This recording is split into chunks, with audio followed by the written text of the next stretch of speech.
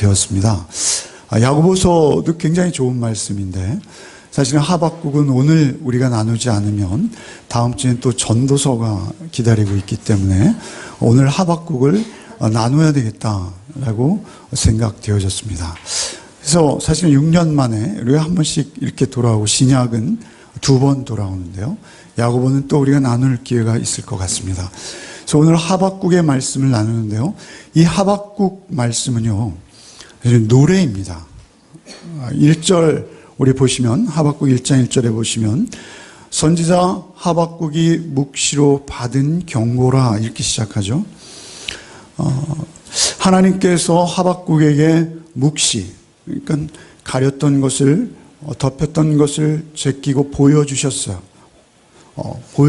그런데 그 보여주신 것을 놀랍게도 하박국은 노래로 하고 있습니다. 3장 19절 마지막 하박국 마지막 말씀 한번 보시죠. 이 노래는 지휘하는 사람을 위하여 내 수금에 맞춘 것이라. 이 노래는 지휘하는 사람을 위하여 내 수금에 맞춘 것이라. 이렇게 끝내고 있어요. 그래서 하박국은 선지자이면서 레위인, 그 중에서도 성전에서 찬양하는 자, 특별히 그들을 지휘하는 자. 그런데 내 수금에 맞췄다 이렇게 말하잖아요. 내 수금.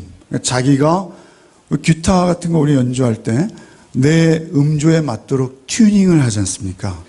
그래서 내가 노래하는 그 음조, 음색에 맞추어서 가장 적절한 코드, 음계를 따로 잡습니다. 그렇듯이 사실은 이 하박국은 노래하는 자로서 이 시를 읊고 있습니다. 사실은 노래의 가사들, 그것은 굉장히 쉽고 우리에게 통용되는 생활 언어로 사실은 들리게 되는 것이 노래의 특징이거든요.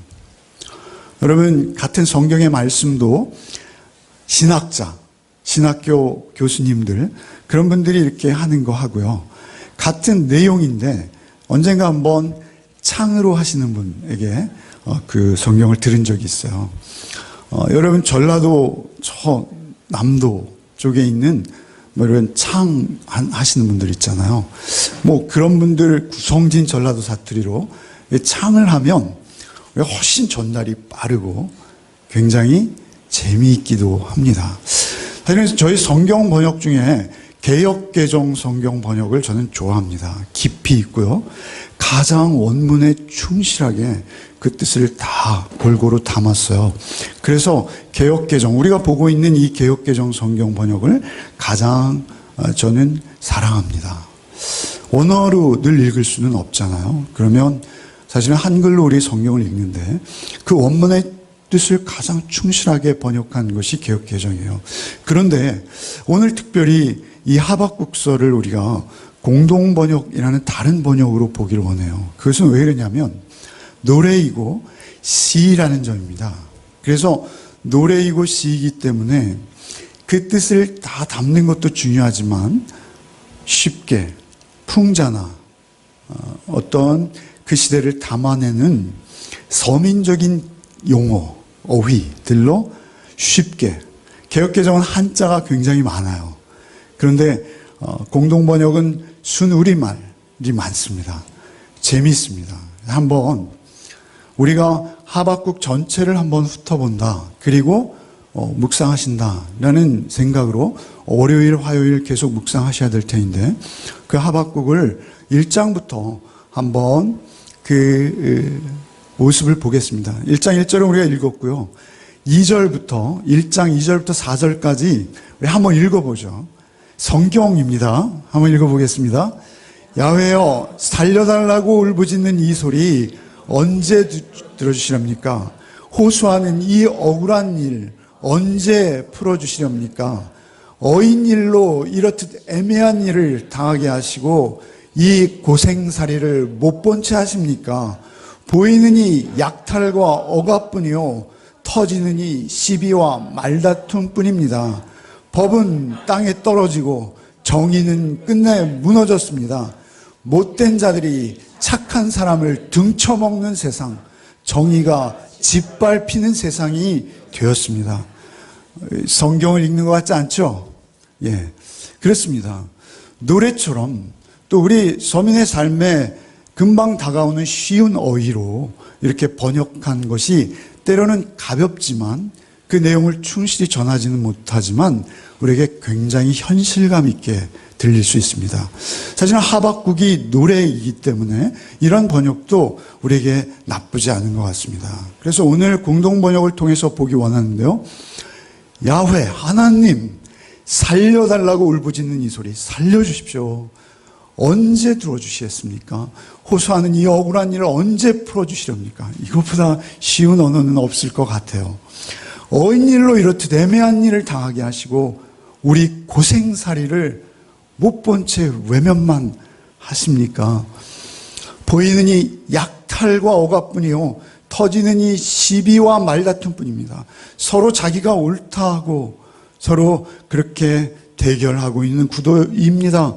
법은 땅에 떨어지고, 요즘 우리말로 하면 늘 말씀드립니다만 사법부는 재구시를 못하고 유전무죄, 무전유죄, 권력이 있으면 그쪽에 붙고 그런 것이죠. 법은 땅에 떨어지고 정의는 끝내 무너졌습니다. 정의는 무엇이죠? 올바른 정책을 시행하는 행정부라고 볼 수 있어요. 그런 정의는 땅에 떨어져서 오히려 가난한 자, 소외된 자를 돌아보는 것이 아니라 더 부유한 자, 잘 먹는 자, 더 잘 살게 되는 이 사회구조, 정의는 땅에 떨어졌습니다. 정의는 끝내 무너졌습니다. 못된 자들이 착한 사람을 등쳐먹는 세상, 너무나 적나라한 표현이죠. 등쳐먹는 세상, 무엇입니까? 착취당하고 있다는 것입니다. 정당한 대가를 받거나 누리지 못하고 있다는 것입니다. 그래서 등쳐먹는 세상, 정의가 짓밟히는 세상, 지금 우리가 사는 세상 아닙니까? 도와주십시오. 살려주십시오. 사실 하박국은 이렇게 기도하는 것은 국내 문제입니다. 이스라엘이 어느 때보다 사실은 풍족한 삶을 누리고 있었으나 그들의 사회 구조는 극단적으로 대립하는 구조였고요. 빈부격차는 점점 벌어지고 있었습니다.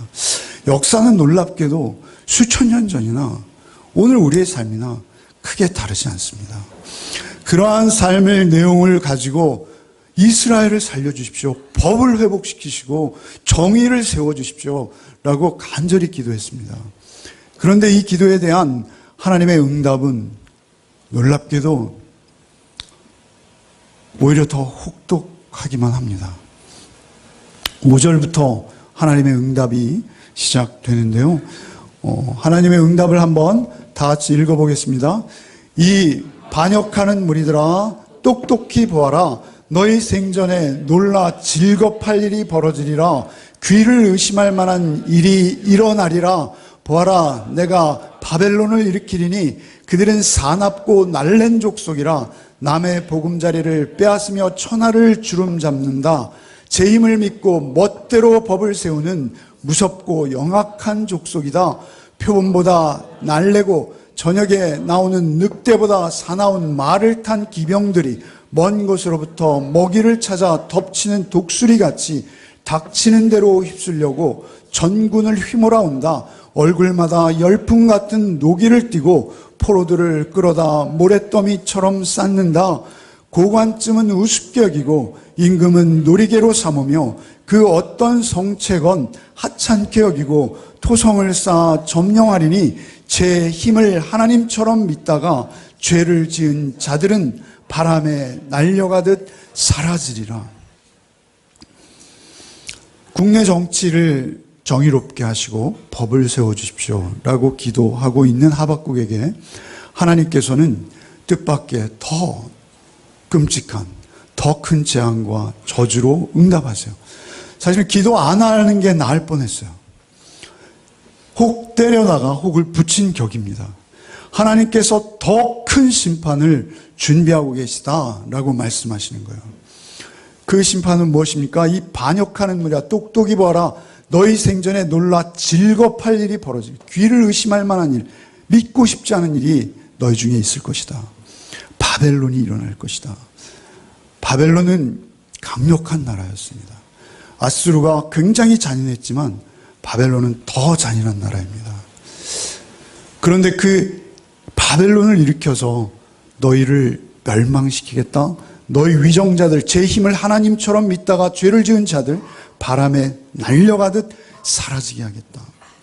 여러분, 사실 우리가 국내 정치가 있고 그리고 세계 정치가 있습니다. 여러분, 우리 국내 정치는 사실은 우리에게 미미합니다.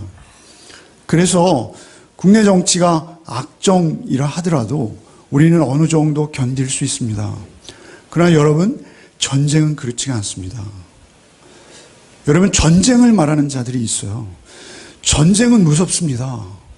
여러분, 우리 부모님 세대가 전쟁을 경험하지 않았습니까? 이쪽에 선다고 안전한 것도 아니요, 저쪽에 선다고 안전한 것도 아닙니다. 이쪽이 점령하면 저쪽이 죽고 저쪽이 점령하면 이쪽이 죽는 거예요. 전쟁은 오직 사륙과 피해 뒤대임밖에 없는 것이죠. 그런데 그 전쟁으로 그들을 심판하시겠다는 거예요. 더 무서운, 여러분, 국제 관계, 국제 정치는요, 힘과 힘입니다.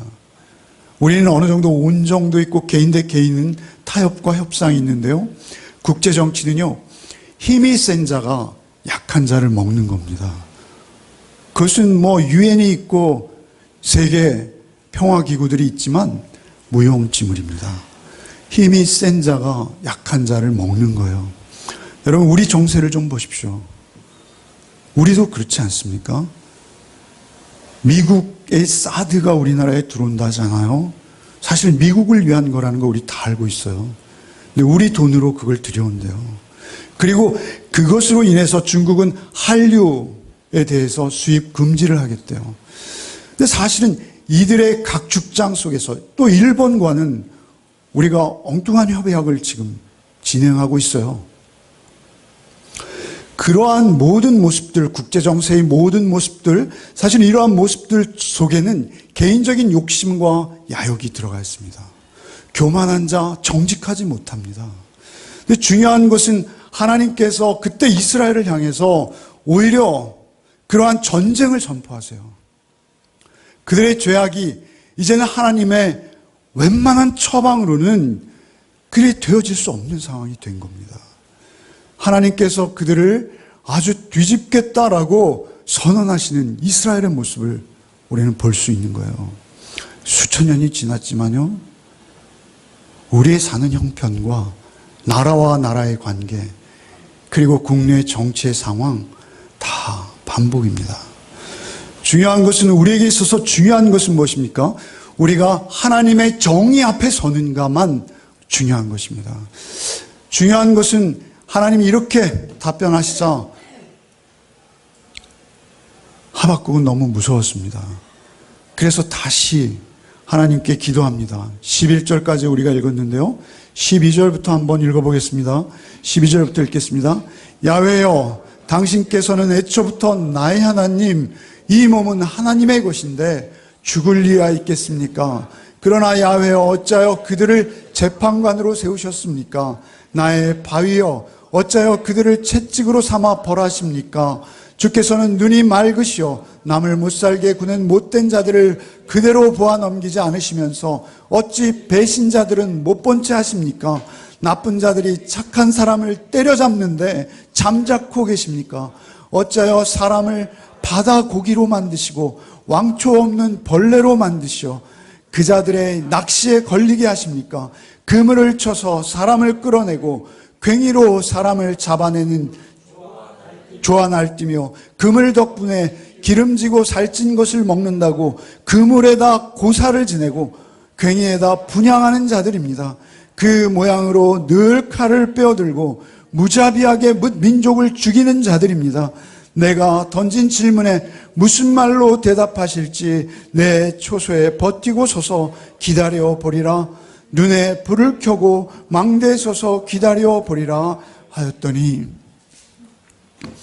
이러한 극한 위기와 재앙과 저주가 그들을 덮쳐 올 것이다 라는 것을 알게 된 하박국은 하나님께 다시 기도하기 시작합니다. 그 기도의 내용은 사실은 원망과 불평처럼 여러분에게 보일 수 있겠으나 그것은 아주 신실한 믿음을 기초로 하고 있는 놀라운 신앙의 고백이며 또 기도이기도 합니다. 보시면 야훼여 당신께서는 애초부터 나의 하나님, 애초부터 나의 하나님. 애초라는 것은요, 창세 전부터 우리를 택하셨습니다.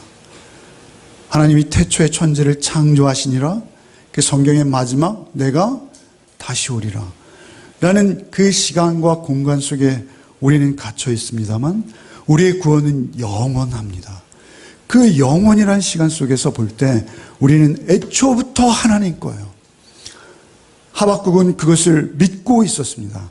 그래서 애초부터 나의 하나님, 이 몸은 하나님의 것인데 하나님이 나를 창조하셨고 하나님이 나를 구원하신 하나님은 나의 구원주 되시건대 이렇게 고백하는 것입니다. 하나님의 것인데 죽을 리야 있겠습니까? 사실 이 말씀은 조금은 영적으로 우리가 볼 필요가 있습니다. 우리는 영생하는 존재입니다. 그래서 죽을 리야 있겠습니까? 그러나 야훼여 어찌하여 그들을 재판관으로 세우셨습니까? 어찌하여 바벨론같이 극악한 자들을 우리의 재판관으로 세우십니까? 어찌하여 그들을 채찍으로 삼아 우리를 버려야 하십니까? 주께서 눈이 맑으시며 남을 못살게 구는 못된 자들을 그대로 보아 넘기지 않으시면서 어찌 하나님을 배신한 저 배신자들은 못 본 채 하십니까? 그들은 배신했어요. 우상을 향해 분향합니다. 내가 던진 이 질문에 무슨 말로 대답하실지 내가 초소해서 버티고 서서 하나님의 하시는 일을 끝까지 지켜보겠습니다.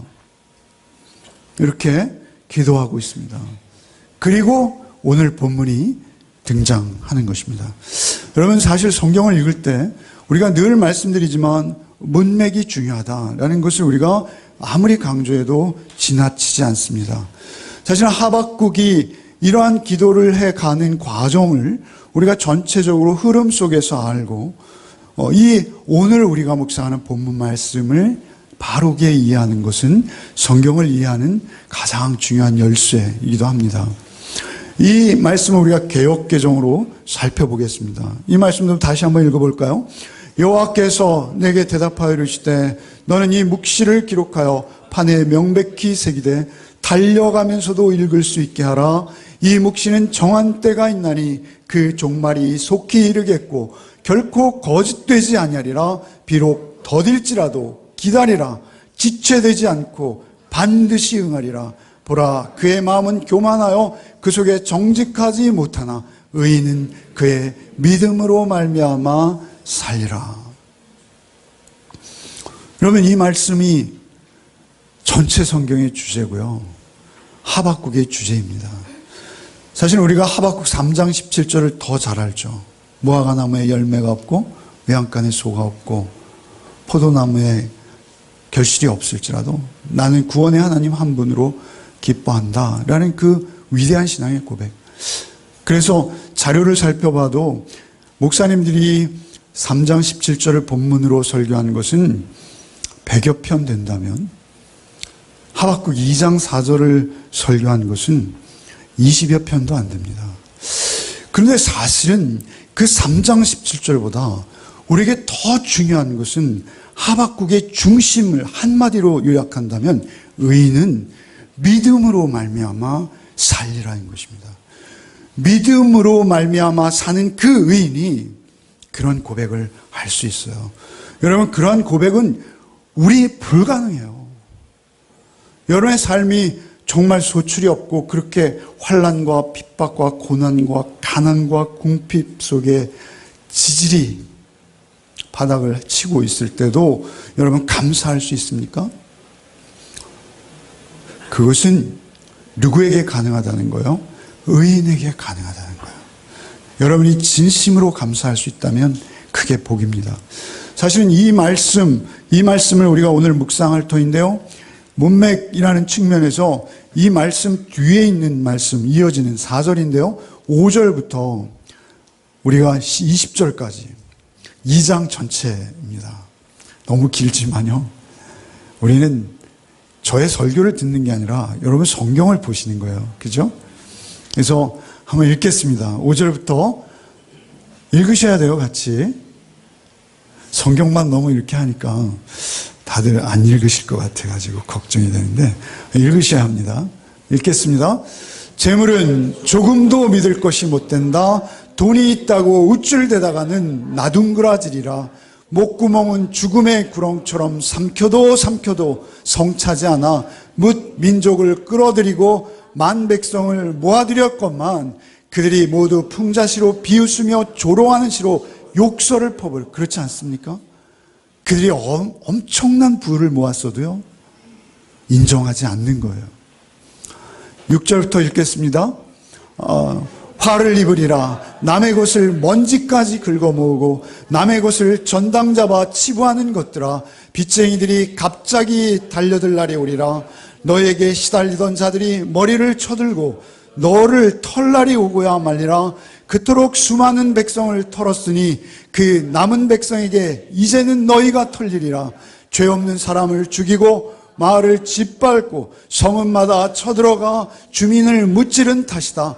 화를 입으리라. 저만 잘 살겠다고 남을 등쳐먹는 것들아. 제약의 소동노래에서 벗어나려고 높은 곳에 둥지를 틀었지만 너희가 꾸민 것은 패가 망신할 일뿐. 뭇 백성을 망치다가 죄를 받게 되었다. 담벼락돌이 원수 갚아달라고 울부짖으며 집안에선 들보가 맞장구 치리라. 화를 입으리라. 죄 없는 사람의 피를 빨아 성읍을 세우는 것들아. 남의 진액을 짜서 성을 쌓는 것들아. 뭇 민족이 일껏 쌓은 것을 불타버리고 뭇 종족이 애써 세운 것이 허사가 되리니 이것이 바로 만군의 야훼께서 하시는 일이다. 바다에 물이 넘실거리듯 땅 위에는 야훼의 영광을 모르는 사람이 없으리라. 화를 입으리라. 홧김에 이웃에게 술을 퍼먹여 골아 떨어지게 하고는 그 알몸을 헤쳐보는 것들아. 그러고도 내가 영광을 누릴 듯 싶으냐. 실컷 능욕이나 당하리라. 이제는 내가 잔을 받을 차례다. 마시고 벌거숭이가 될 차례다. 야훼의 오른손에 들린 잔이 너에게 이르렀다. 영광을 누린 그만큼 창피를 당하리라. 레바논을 내리친 그 힘이 너를 휩쓸겠고 짐승들을 사륙하던 그 무서움이 너를 덮치리라. 죄 없는 사람을 죽이고 마을을 짓밟고 성읍마다 쳐들어가 주민들을 무찌른 탓이다. 그런 우상을 새겨 무슨 덕이라도 볼성 싶으냐. 말 못하는 허수아비를 만들어 놓고 무슨 이익이라도 볼성 싶으냐. 화를 입으리라. 나무 조각을 보고 일어나십시오 하며 말 못하는 돌멩이를 보고 그만 주무십시오 하는 자들아. 그런 것들에게서 무엇을 배우겠다는 말이냐. 금과 은으로 싸고 꾸몄지만 가슴에 숨기도 없는 것. 야훼께서 당신의 거룩한 전에 계신다. 온 세상은 그의 앞에서 잠잠하여라. 아멘. 너무나 익숙하지 않습니까? 이 말씀이 우리가 사는 세태와 너무나 비슷하지 않습니까? 술을 먹이고 알몸을 들치는 자들아. 너희가 이제는 술에 취해서 알몸을 들취임을 받을 것이다. 너희가 그렇게 압제하고 착취하였지만 이제는 그들의 빚쟁이들이 달려들어 너를 심판하게 될 것이다. 이렇게 선언하고 있어요.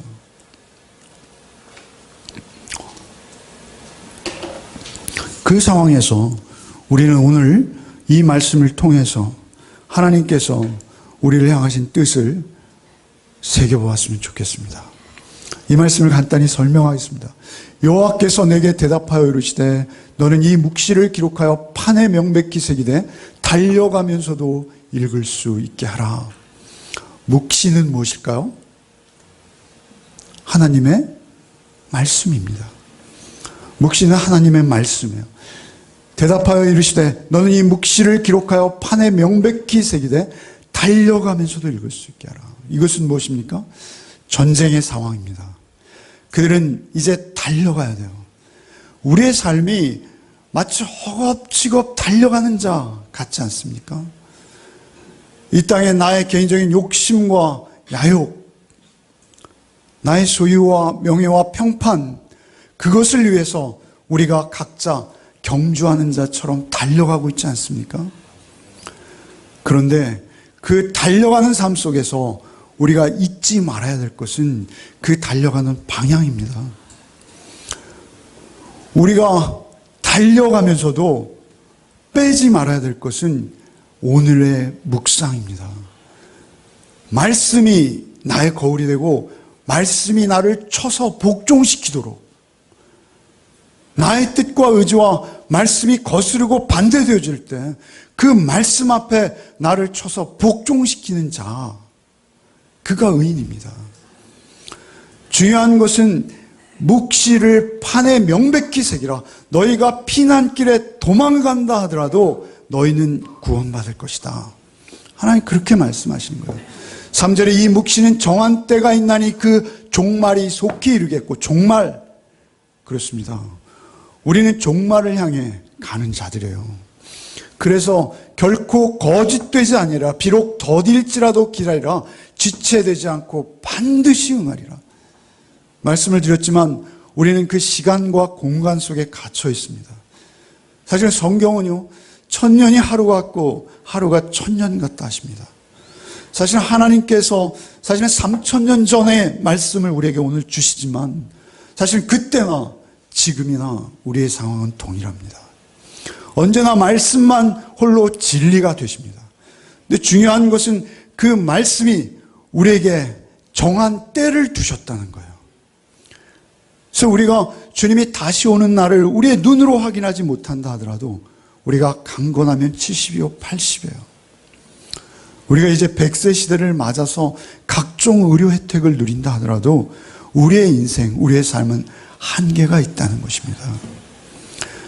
묵시의 모든 말씀의 결론은 무엇입니까? 너희들에게 때가 있다는 것입니다.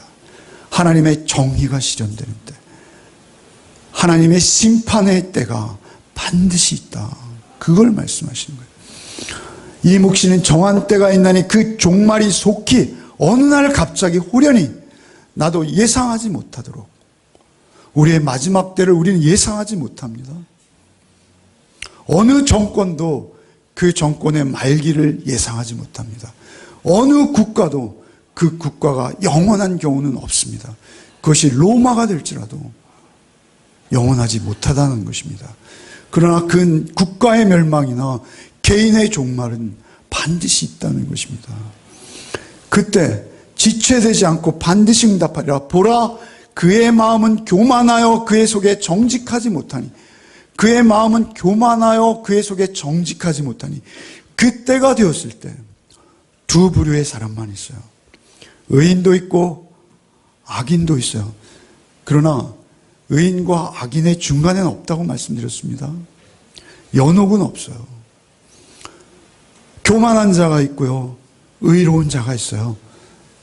그의 마음은 교만하여 속에 정직하지 못하니 의인은 그 믿음으로 말미암아 살리라. 한 의인이 있고요, 교만한 자 있어요. 성경에서 교만이라는 단어 자주 나오죠. 교만은 무엇이죠? 성경에서 말하는 교만은 하나님이 없는 자입니다. 여러분, 우리 하박국 한번 보시죠. 하박국 1장 개역개정으로 한번 보겠습니다. 여러분 앞에 펴놓은 1장 4절 한번 읽어보십시오. 시작. 이러므로 율법이 의하고 우리가 아주 시행되지 못하오니 이는 악인이 의를 에워쌌으므로 우리가 굳게 행하니이다. 정의라는 이 단어는 히브리어로 미슈파트입니다. 미슈파트. 여러분 7절 한번 읽어보시겠습니다. 함께 읽겠습니다. 그들은 두렵고 무서워하며 심판과 미련이 스스로 말미암으며. 예, 심판으로 예전 성경에 번역되었습니다만 이번 개역개정에는 당당함으로 번역되었습니다. 그래서 그들은 두렵고 무서우며 당당함과 위엄이 자기들에게서 나오며, 이 당당함, 금요일날 말씀드렸습니다만 이 당당함도 히브리어로 미시파트라는 동일한 단어입니다. 한 번 더 이 단어가 어디에 나오는지 12절을 한번 읽어보겠습니다. 12절 읽어봅시다. 같이 읽겠습니다.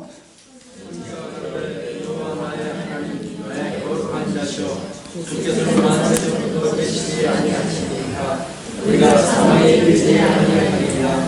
여호와여 주께서 심판하기 위하여 그를 내두셨나이다. 만성이시여 주께서 범죄하기 위하여 그를 내세우셨나이다. 여기서 여호와여 주께서 심판하기 위하여라고 할 때 이 심판도 미시파트입니다. 그러니까 정의와 심판은 동의어입니다. 정의라는 것은 옳고 그름인데요. 그 옳고 그름을 심판할 수 있는 분이 하나님 한 분이시기에 그렇습니다. 옳고 그름은 우리가 판단하지 못한다는 것입니다. 혹시 우리가 옳고 그름을 판단하는 경우가 있다면 그것은 내가 한 것이 아니라 내 안에 하나님께서 하신 것입니다. 그래서 우리에게 있어서 의는 절대적으로 하나님으로부터만 오기 때문에 바로 이 말씀을 가지고 루터가 종교개혁을 한 것입니다. 중요한 것은 믿는 자, 곧 의인은 그 믿음으로 말미암아 살리라 이렇게 말씀하시는 이 믿음은 무엇입니까? 하나님이 심판하신다는 것을 믿는 믿음입니다. 중요한 것은 정의, 당당함, 심판 이 7절 한번 보십시오. 그들은 두렵고 무서우며 당당함과 위엄이 자기들에게 나오며 당당함, 심판이 자기들에게 나온다는 거예요. 자기들의 판단이 옳다는 거예요. 항상. 그게 악인입니다. 하나님의 말씀 앞에서 내가 내 판단을 굽히지 않고 쳐드는 것, 그것이 교만입니다. 하나님의 말씀에 거스르는 자, 그가 교만한 자예요. 거만한 태도가 중요한 것이 아니고요. 인사가 공손하지 못한 것이 교만한 것이 아니고요. 교만한 것은 하나님의 뜻을 거스르는 자가 교만한 자인 거예요. 보라, 그의 마음은 교만하며 그의 속에서 정직하지 못하여 우리의 판단이, 우리의 심판이, 우리가 가리는 옳고 그름이 바르지 못한 것은 우리가 정직하지 못하기 때문이다. 이렇게 말씀하세요. 우리가 판단하는 것은 나에게 유리한 쪽이에요. 남에게는 그럴듯하게 옳고 그름을 말하고 있지만 우리가 커튼 뒤에 가면 나에게 옳은 것을 계산하기 바쁜 거예요. 그래서 우리는 원래 죄인인 거예요. 그래서 보라, 그의 마음은 교만하며 속에 정직하지 못하나 그러나 그 중에 어떤 사람들이 있다는 거예요. 의인이 있다는 거예요. 그 의인은 그 믿음으로 말미암아 살리라. 그 믿음은 뭐예요? 하나님만 심판주이십니다. 하나님이 반드시 다시 오셔서 나를 심판할 것을 저는 믿습니다. 라고 고백하는 자. 그 전쟁 중에도 어떠한 환난과 고난과 역경 중에도 그는 하나님께서 지키시고 보호하시고 살려내시겠다. 우리에게 약속하시는 것입니다. 심판과 정의는 동의옵니다. 여러분, 사실은 우리가 가장 큰 환희가 무엇이에요? 우리의 삶을 살면서요. 여러분, 가장 기쁠 때가 언제인지 아세요? 이런 이야기 들으셨을 거예요. 금요일 날 제가 한 예화를 그대로 합니다만 양해해 주십시오. 2008년도에 UCLA 미국에 있는 명문 주립대에서 실험을 했어요. 그게 뭐냐면 뇌과학이 요즘 발달해서 동물들에게 또 인간에게 이렇게 뇌파를 측정하는 것을 달고 그리고 먹이, 가장 맛있는 먹이를 줄 때 그 뇌에서 반응하는 부위를 체크하고요. 그리고 나서 정의로운 상황 있죠. 그거 어떻게 만들었는지 모르겠어요. 그 시험에 대한 구체적인 건 모르겠어요. 그러나 그 정의로운 상황, 인간 같은 경우 이런 걸 것 같아요. 화면에다가 춘향전 아시죠? 변사또가 춘향이를 앞에 놓고 막 매질을 하잖아요. 그때 갑자기 어사출두요. 네. 그런 거 보면 밥 한 끼 안 먹어도 환희가 있지 않아요? 저만 그런가요? 여러분, 그건 동서양을 막론하고 동일합니다.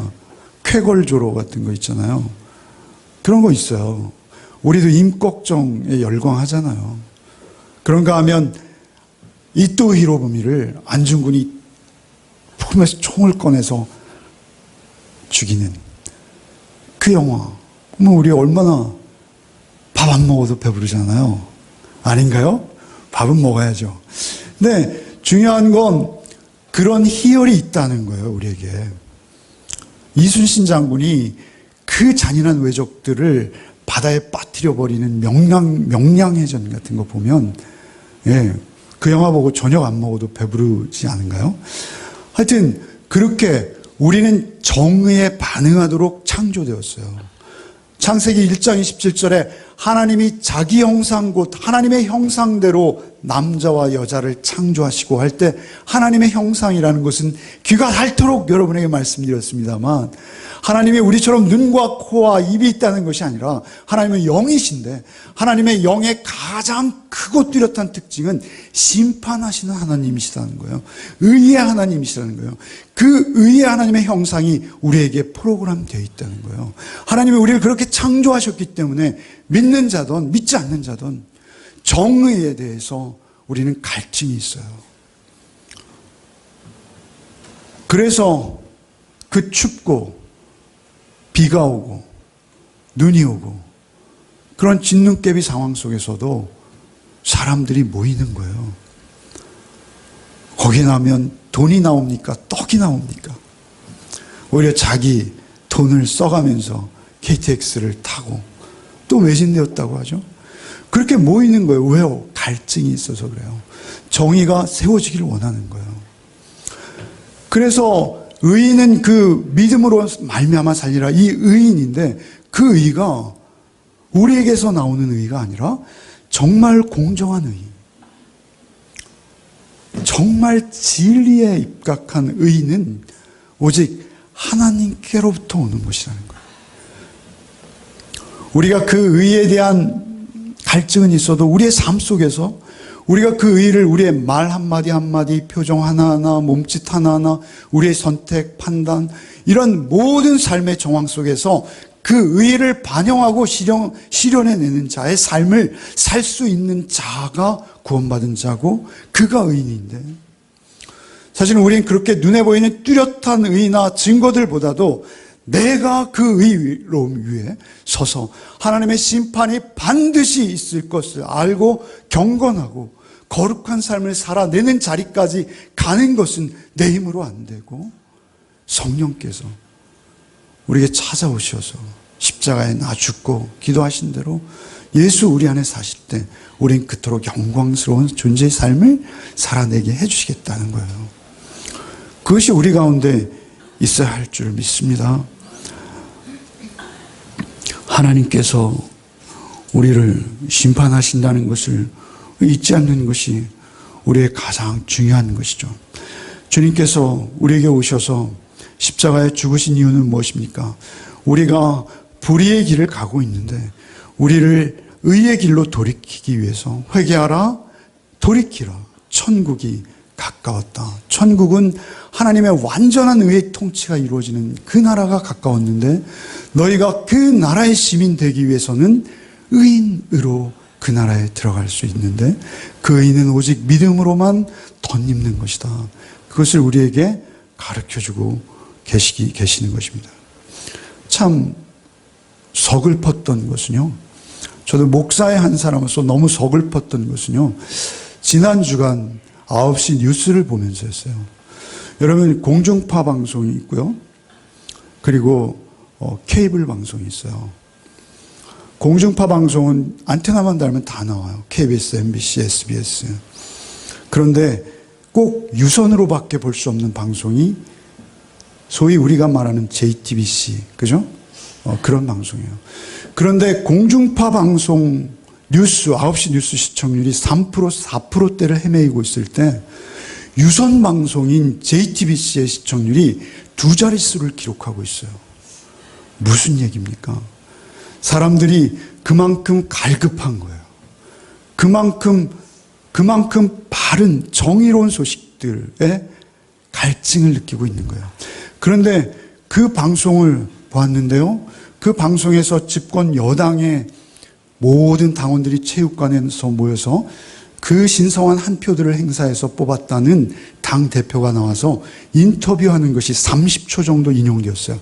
전 국민이 다 보는 가장 시청률이 독보적인 그 9시 뉴스에 집권 여당의 대표가 나와서 30초 정도 이야기하는 그것을 딱 따서 손석희 씨가 보도하고 있었어요.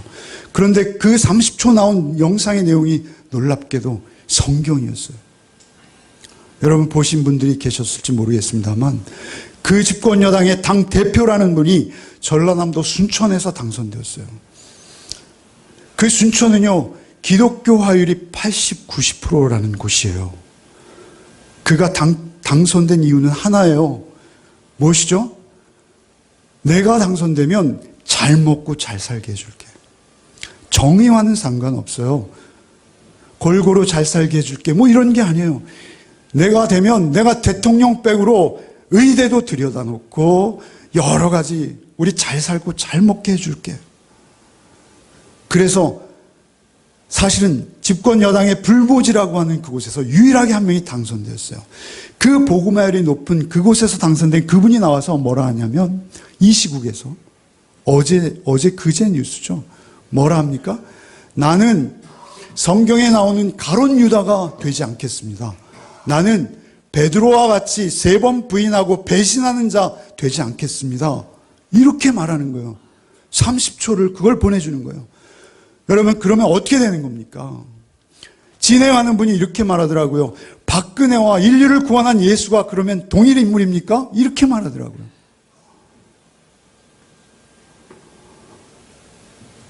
대통령님 이름을 제가 막 거론해서 죄송합니다만 그렇습니다. 어찌 서민들의 간접세, 생필품에 붙는 간접세는 올려주고 그리고 기업들이 세속하는 데는 도움을 주기 위해서 국민들이 낸 그 푼돈으로 모여진 국민연금을 마음대로 운용하기도 하고 법인세를 깎아주기도 하고 서민들은 오히려 증세를 하고 그 생떼 같은 아이들이 바다에 가라앉았는데 그 원인조차 밝히는 것을 계속 방해하고 거부하고 그런가 하면 우주의 기운을 운운하시는 그분이 어떻게 예수와 비견될 수 있어요? 놀라운 것은 그분이 우리와 같은 그리스도인이라는 거예요. 그리고 그 순천이 복음화율 80%, 90% 되는 곳이라는 거예요. 우리도 혹시 예수를 그렇게 믿고 있는 거 아닌가요? 나에게 당대표를 주고 권력을 몰아주고 그리고 나에게 유리하게 해주고 내 재산을 축적하는데 유리하게만 해줄 수 있다면 누구라도 예수의 자리에 대신 갖다 놓을 수 있는 그러한 존재가 우리 아닌가요? 성경은 말씀하세요. 그래서 말씀으로 쳐서 너를 복종시키라 하시는 거예요.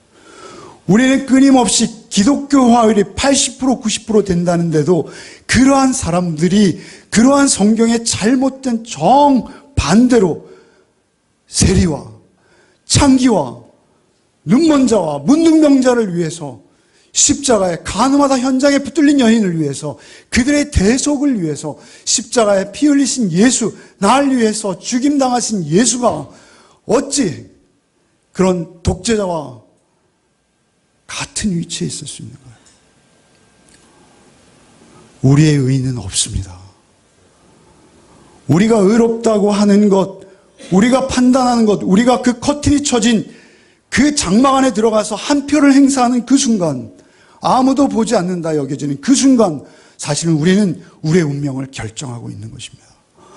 여러분 내부에, 여러분 영혼의 가장 깊은 곳에 예수 계시지 않는다면 우리는 다 그 저주의 길을 가고 있는 것입니다. 우리는 잊지 맙시다. 오직 믿음으로만 우리가 의롭게 될 수 있습니다.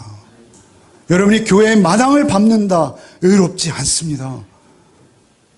여러분이 어떤 의로워 보이는 행위를 몇 개 내어놓고 그 선한 행위로 여러분의 의로움을 스스로 증거하려고 하지 마십시오. 우리에게 있어서 의로운 것은 무엇입니까?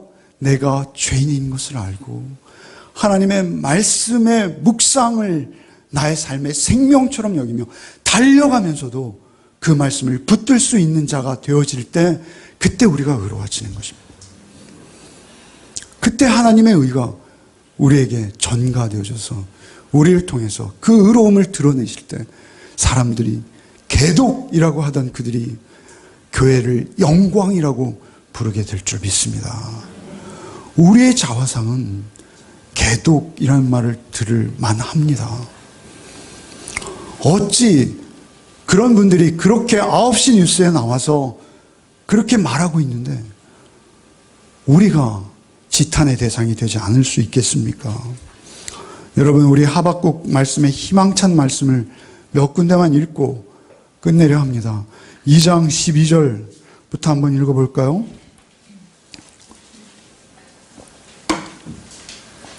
한번 읽겠습니다. 피로 성읍을 건설하며 불의로 성을 건축한 자들에게 화했을진저 민족들이 불탈 것으로 수고하는 것과 나달이 헛된 일로 피곤하게 되는 것이 만군의 여호와께로 말마음이 아니냐. 이는 물이 바다를 덮음 같이 여호와의 영광을 인정하는 것이 세상에 가득함이라. 사실은 여러분, 이건 우리가 복음성가로 손을 높이 들고 눈물을 흘리며 부르고 있어요. 과연 그 뜻을 알고 부르는 것인지요. 사실은 이 말씀은요, 심판 속에서 등장하는 것입니다. 바벨론을 내가 반드시 심판할 것이다. 그때 당시 그들의 눈에는 바벨론이 심판을 받아? 저렇게 강력한데? 아수르가 망해? 저렇게 강력한데? 미국이 어떻게 망해? 저렇게 힘이 있는데? 아니라는 것입니다. 하나님의 나라만 영원하다는 것입니다. 하나님께서 임하시겠다 하시는 거예요. 그 임하실 날을 믿는 거예요. 그날이 어떻게 돼요? 물이 바다를 덮은 같이. 이것이 심판과 같이 나오는 말씀이에요. 물이 바다를 덮은 같이. 여러분, 쓰나미 오는 거 봤잖아요.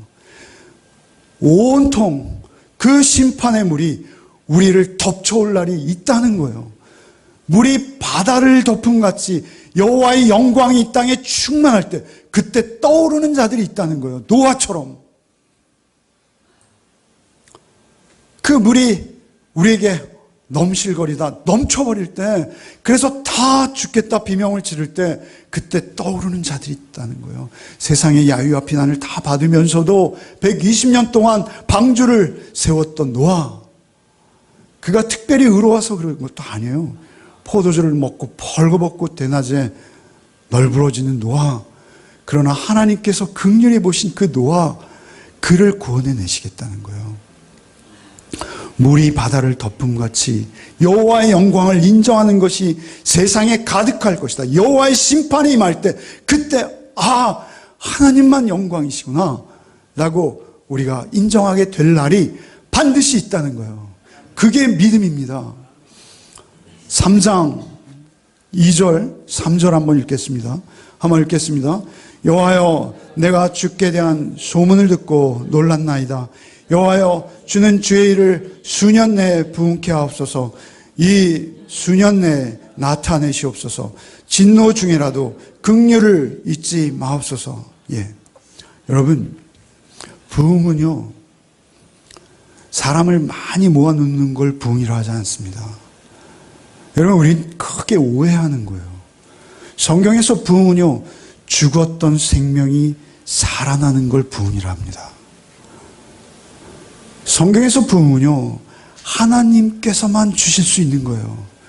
사람이 좋은 프로그램을 많이 돌려서 참으로 나에게 유익한 교회구나, 그래서 그 교회로 꾸역꾸역 몰려들어서 엄청난 예배당을 짓고 많은 사람들이 모여있다 해서 그걸 부응이라 하지 않아요. 성경에서 부응은요, 생명이 없던 것이 생명을 얻는 것을 부응이라 해요. 그것은 하나님만 역사하실 수 있는 거예요. 그래서 수년 내에 부응케 하옵소서. 이 수년 내에 나타내시옵소서. 수년 내에 안 나타나요. 바벨론에 멸망당해서 오히려 죽임당하고 포로로 끌려갈 거예요. 그러나 그때 부응이 일어난다는 거예요. 여러분, 우리 한국이요, 기적의 나라라 하죠. 복음화율이 이렇게 갑자기 올라간 나라가 없어요, 동양에. 사실 우리가 평안하고 잘 먹고 잘 살 때 예수 믿은 게 아닙니다. 우리는 일제의 탄압 속에서 오히려 평양 대붕을 경험했고요. 그 잔인한 공산당의 총칼 앞에서 우리는 오히려 부흥했어요. 왜 그랬습니까? 우리 신앙의 선배들이 가졌던 신앙은요, 순수했어요. 주기철 목사님 보십시오. 손양원 목사님을 보십시오. 우리 한국 교회사의 길이 남을 분들은 다 그때 우리에게 부흥을 가져다 주신 분들이세요. 그들의 삶은 결코 녹록지 않았어요.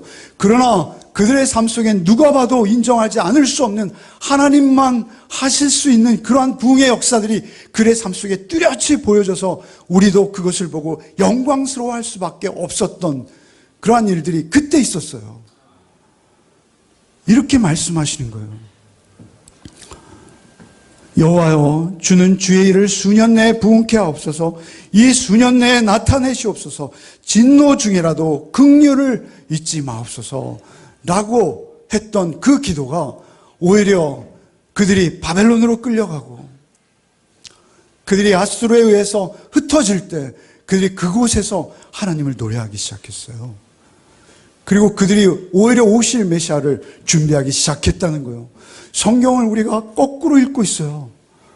우리에게 있어서 가장 중요한 부흥은 무엇입니까?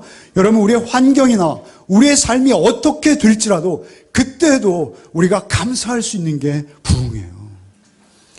그래서 2장 4절 의인은 곧 믿음으로 말미암아 살리라 라는 그 고백이 있는 자가 3장 17절에 고백을 하는 거예요. 한번 읽어보죠. 17절 같이 읽겠습니다.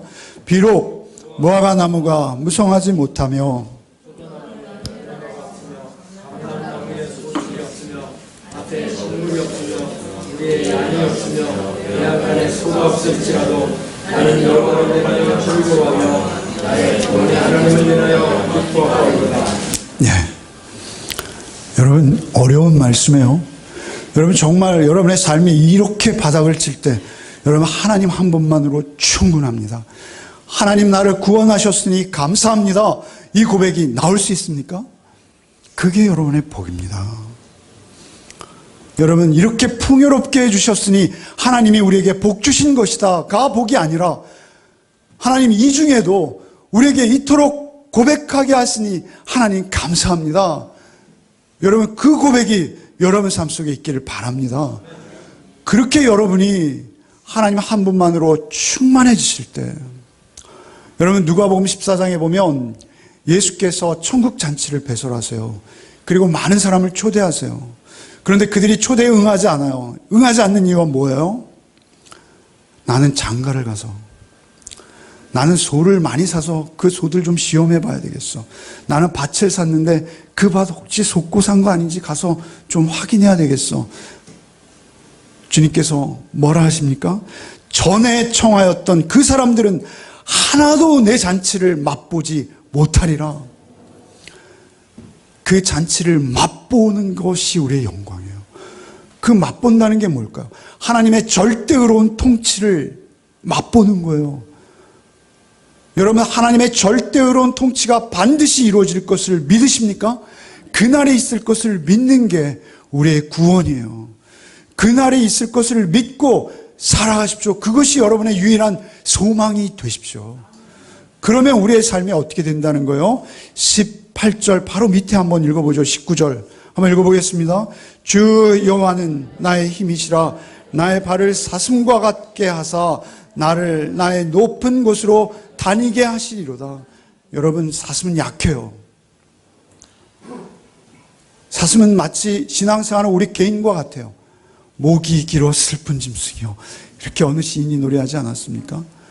그런데 그 사슴이요, 마지막 때에요, 그 사슴이요, 높은 곳을 다니겠대요. 여러분 언젠가 다큐멘터리를 보니까요, 사슴은요 깎아지른 절벽인데요, 다른 짐승이나 사람은 못 올라가는데 사슴은 거기 막 뛰어다니더라고요. 그런 거 보셨습니까? 너의 발을 사슴 같게 하사 전쟁이 있고 난리가 있고 환란이 있고 고난이 있고 소리 소문이 있지만 너는 그들과 다른 삶을 살게 해주겠다.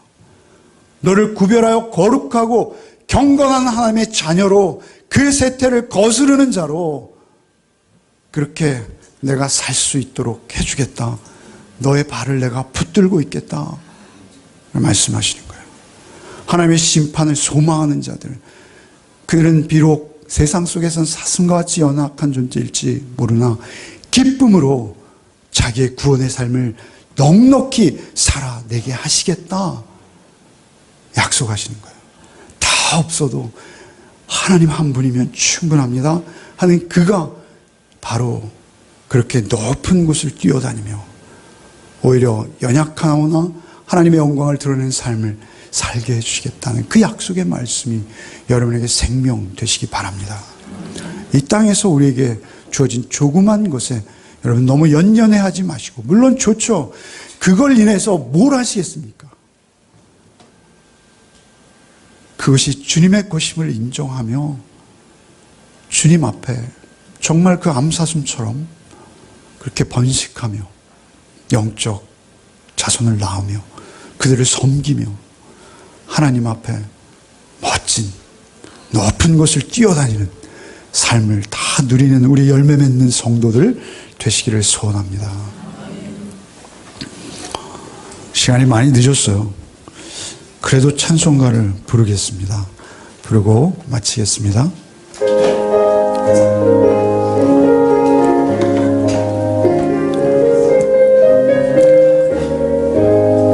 이 눈에 아무 증거 아니 배워도 믿음만을 가지고서 늘 걸으며 이 귀에 아무 소리 아니 들려도 하나님의 약속 위에 서리라. 걸어가세 믿음 위에 서서 나가세 의심 버리고 걸어가세 믿음 위에 서서 눈과 귀에 아무 증거 없어도 이 눈에 보기에는 어떠하든지 이미 얻은 증거대로 늘 믿으며 이 맘에 의심 없이 살아갈 때에 우리 소원 주 안에서 이루리. 걸어가세 믿음 위에 서서 나가세 의심 버리고 걸어가세 믿음 위에 서서 눈과 귀에 아무 증거 없어도 주님의 거룩함을 두고 맹세함. 주 하나님 아버지는 참 미쁘다. 그 귀한 모든 약속 믿는 자에게 능치 못할 무슨 일이 있을까. 걸어가세 믿음 위에 서서 나가세 의심 버리고 걸어가세 믿음 위에 서서 가 귀에 아무 증거 없어도. 아멘. 주님 참으로 감사합니다. 우리를 부르셔서 참으로 교만의 극을 달리던 우리를 부르셔서 하나님 예수 믿게 하시고 우리를 정직한 영으로 새롭게 하사 그 믿음으로 살게 하셨사오니 감사를 드립니다. 우리가 늘 변치 않게 하시고 주의 말씀 붙들고 말씀 앞에 나를 쳐서 늘 복종시키는 의인의 삶을 살게 하여 주옵소서. 그리 하셔서 우리가 이 험한 세상을 살 때에도 참으로 나의 발을 사슴과 같게 하사 나를 높은 곳으로 다니게 하시겠다 하신 주의 약속 우리에게 이루어지게 하여 주옵소서. 어느 곳에 있든지 부흥 곧 생명의 도구로 역사하는 우리의 삶이 되게 하여 주옵소서. 예수 그리스도의 이름으로 기도하옵나이다. 아멘.